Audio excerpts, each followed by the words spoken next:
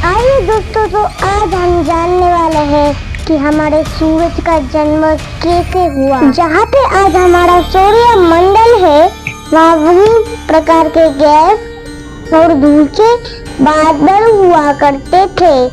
वैज्ञानिकों के मुताबिक उन गैस भरे बादलों से दूर एक तारा हुआ करता था। वक्त के साथ साथ उस तारे की ऊर्जा कम होने लगी, जिसके कारण उसके अंदर एक विशाल विस्फोट हुआ। विस्फोट की वजह से अंतरिक्ष की धूल एक दूसरे से दबने लगी। उस दौरान बादलों में तीव्र धूल के कारण दबाव और गर्मी के कारण बड़े उल्कापिंड और पत्थरों में परिवर्तित हो गए थे, और इसी दबाव की वजह से इन बादलों में तीव्र रेडियो एक्टिव पदार्थ ने ग्रेविटी का निर्माण किया। इस ग्रेविटी के कारण बीच में हाइड्रोजन और हीलियम इकट्ठा होने लगे। बीच के इस भयंकर दबाव की वजह से एक विशाल विस्फोट हुआ। इसी विस्फोट के कारण हमारे सूरज का जन्म हुआ। अंतरिक्ष में फैले एस्ट्रोनॉट्स यानी कि शुद्ध ग्रहों में भारी वजन की वजह से सूरज के करीब आकर सूरज की कृत्रिमा करने लगे। धीरे धीरे इन्हीं एस्ट्रोनॉट्स में भारी टकराव हुआ, जिसके सबरूप मरकरी, वीनस, अर्थ, मार्स जैसे ग्रहों का निर्माण हुआ। उस बात पृथ्वी और मार्स से यानी कि मंगल ग्रह के बीच थिया नामा का एक ग्रह सूरज की कृत्रिमा किया करता था। पृथ्वी पे ग्रेविटी होने की वजह से सूरज की कृत्रिमा करने वाले एस्ट्रोनॉट पृथ्वी की कृत्रिमा करने लगे। धीरे धीरे करोड़ों सालों तक ये पृथ्वी पे गिरते रहे, और भी फिर ऐसी ही घटना हमारे बड़ों से ग्रह थिया पर भी हो रही थी, जिसके कारण थिया पृथ्वी के और करीब आने लगा और आधा पृथ्वी से टकराया। इस भयंकर टकराव की वजह से पृथ्वी के हिस्से कणाों के रूप में अंतरिक्ष में फैल गए और एक रिंग्स की तरह पृथ्वी की कृत्रिमा करने लगे। इन्हीं बड़ी कृत्रिमा करते हुए कणाों में टकराव होने लगा, जिसके कारण हमारे चांद का निर्माण हुआ। उस वक्त पृथ्वी पे सिर्फ एक ही समुद्र हुआ करता था, और वो था 1900 डिग्री सेल्सियस की तापमान पे उगलते हुए लावे का। उगल रही थी वो सारी चीजें जिसे आज आप अलग अलग नाम से जानते हैं। वक्त के साथ साथ पृथ्वी धीरे धीरे ठंडी हो रही थी, जिसके कारण पृथ्वी के भारी तत्व जैसे धातु और रेडियो एक्टिव पदार्थ पृथ्वी के केंद्र में जाके इकट्ठा हो गए, और हल्के पदार्थ पृथ्वी की सतह पर आ गए। लाखों सालों तक पृथ्वी पे उल्का पिंडों की बरसात हुई, और इन गिरते हुए उल्का पिंडों में जमा था नमक, मिनरल्स और पानी। करोड़ों सालों तक इन उल्का पिंडों की बरसात होती रही, और धीरे धीरे पृथ्वी की ऊपरी सतह पानी से ढकने लगी। वैज्ञानिकों के मुताबिक वही वो वक्त था कि जैसे दूर गहरे पानी के अंदर निकलते ज्वालामुखियों से पहली बार सूक्ष्म जीवों का निर्माण हुआ। उसके बाद सूक्ष्म जीवों का निर्माण हुआ।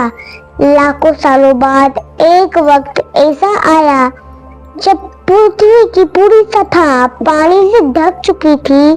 हमारे पृथ्वी के सबसे अंदर का कोर रेडियो एक्टिव पदार्थ के बने होने की वजह से हर दिन गर्म होता रहता है। उस वक्त पृथ्वी की ऊपरी जमीन ठंडी होने की वजह से हर दिन गर्म होता रहता है। उस वक्त फिर पृथ्वी के अंदर की गर्मी बाहर नहीं निकल पाती, जिसके कारण ज्वालामुखियों का निर्माण होता है। और उस वक्त कुछ ऐसा ही हुआ।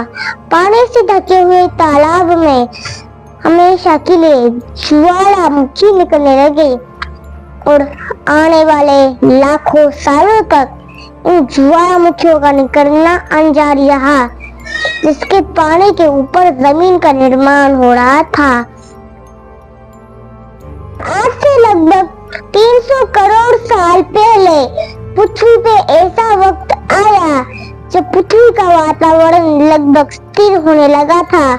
ज्वालामुखी निकलने धीरे हो गए थे और पृथ्वी का एक दिन 12 घटने का हुआ करता था। साल बीतते गए और धीरे धीरे ये सूक्ष्म जीव विकसित होते चले गए और समुद्र में रहने लगे। ऐसे जीवों का निर्माण हुआ जो जीने के लिए पानी के अंदर गए।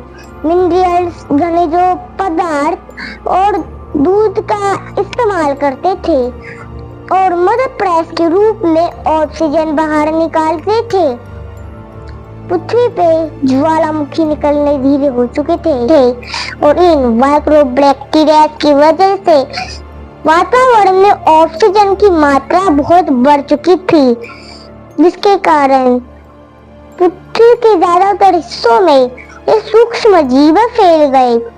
हजारों सालों बाद एक वक्त ऐसा आया जब पृथ्वी में ज्यादा ऑक्सीजन बढ़ने के कारण ये सूक्ष्म जीव मरने शुरू हो गए। उस वक्त तक पृथ्वी पे ऑक्सीजन बढ़ने की वजह से पृथ्वी का वायुमंडल बनना शुरू हुआ। आने वाले लाखों सालों तक इन ऑक्सीजन की मात्रा बढ़ते रही। फिर पृथ्वी के ज्यादातर हिस्सों में ये सूक्ष्म जीव फैल गए। फिर एक वक्त ऐसा आया, आज पृथ्वी की ऊपरी जमीन आज के मांस के जैसे लाल हो चुकी थी। वक्त बीतने के साथ साथ धरती के टेक्टोनिक प्लेट्स में दरार होने लगी, जिसके कारण पृथ्वी के अंदर का लावा जमीन की तरह कई लाखों सालों तक खुला उगलता रहा और इसी कारण से पृथ्वी के वातावरण में कार्बन डाइऑक्साइड की मात्रा बहुत बढ़ गई और पृथ्वी पे एसिड की वर्षा शुरू हो गई। एसिड दिन की वजह से पृथ्वी का तापमान घटने लगा और तापमान इतना घटा कि पृथ्वी के ऊपर स्थित पानी बर्फ में परिवर्तित हो गया। पृथ्वी पे पहली बार भयंकर आइस आया।